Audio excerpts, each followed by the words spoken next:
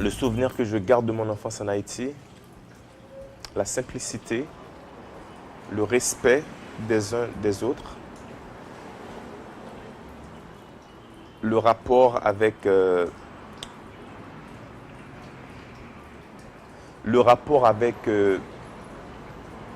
autres, le rapport avec la nature, malgré qu'il n'y avait pas d'électricité ou d'eau potable à la maison.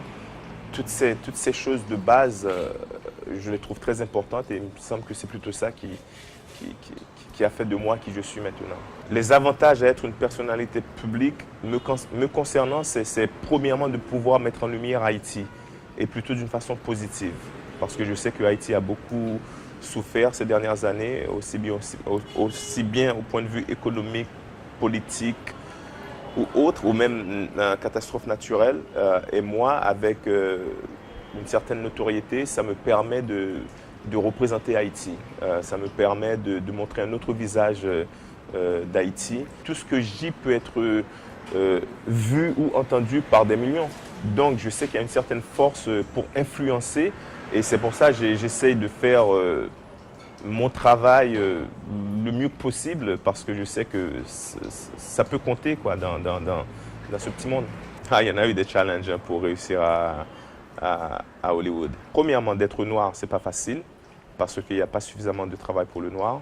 Deuxièmement, être haïtien, c'est encore moins facile parce que l'haïtien est très mal vu aux États-Unis, voire même dans beaucoup de pays au monde. Et ça, c'est peut-être dû au fait que Haïti a été la première république noire au monde à avoir son indépendance. Et troisièmement, j'arrive quand même avec un accent. Je suis peut-être noir et haïtien, mais je n'ai pas l'accent américain, je ne suis pas américain. Donc du coup, oui, c'était plein de challenges que j'ai dû faire face à tout ça pour essayer de me faire ma place. Moi, j'ai consacré de faire ce documentaire sur Hollywood parce que moi, je connais Hollywood. Moi, je vis à Hollywood, mais les gens de Hollywood ne connaissaient pas trop le monde de Nollywood. J'étais conscient que c'était le deuxième pays producteur au monde, parlant du Nigeria. Pour moi, c'était important de mettre un petit peu de lumière sur ça. Et puis aussi, je crois en la force du cinéma africain. Je crois que le futur du cinéma va passer obligatoirement par l'Afrique. Pourquoi ? Parce qu'on ne s'est jamais intéressé de l'Afrique.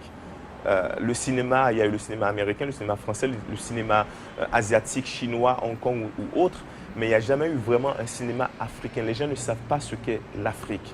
Donc il y a beaucoup de choses à exploiter encore.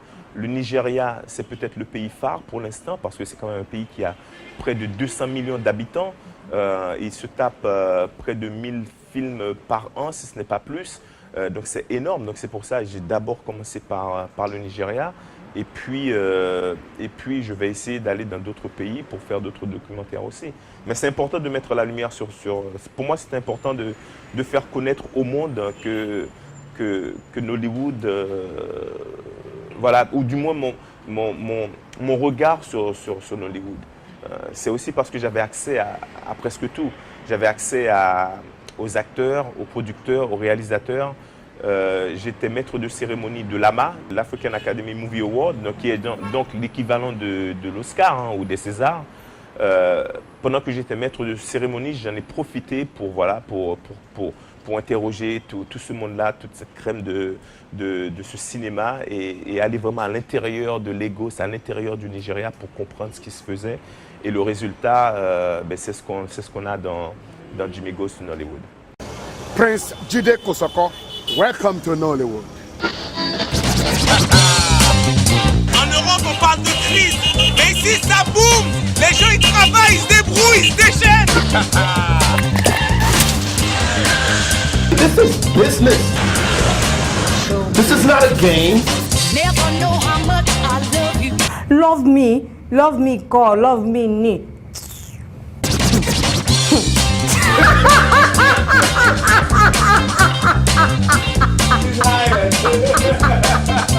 That is a typical Nollywood actor.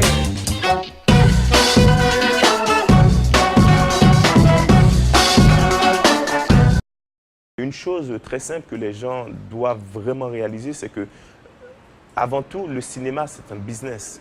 C'est-à-dire on peut se faire de l'argent dans le cinéma. Ce n'est pas par hasard que la Californie est l'un des États les plus importants des États-Unis. C'est aussi grâce au cinéma. Donc le cinéma, on peut investir, il ne faut pas avoir peur d'investir parce que le retour peut être super important. Le retour peut être important sur le point de vue financier, sur le point de vue éducatif, parce que là, on reste propre à nous-mêmes, on garde notre identité.